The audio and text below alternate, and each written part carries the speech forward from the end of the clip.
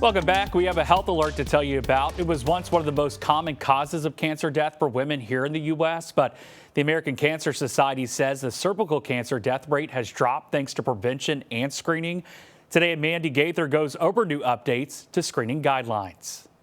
First, the bad news. In the U.S. this year alone, it's estimated that more than 13,000 new cases of invasive cervical cancer will be diagnosed, and more than 4,000 women will die from the disease. But the good news is those numbers have dropped dramatically over the years, but not everywhere. There's wide disparities in this country amongst cervical cancer rates, and particularly in rural areas, and particularly in the rural South.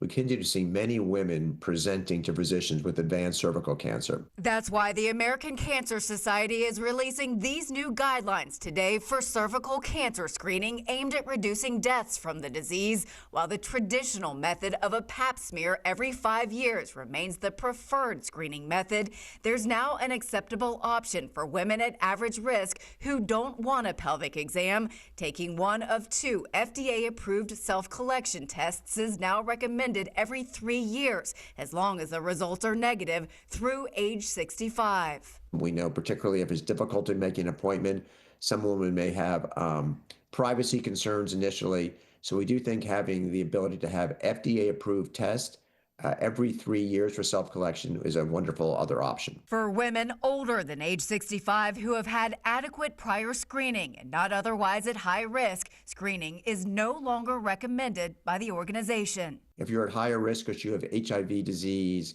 you have immunosuppression, your screening should be done with the work through a physician. For Health Minute, I'm Mandy Gaither.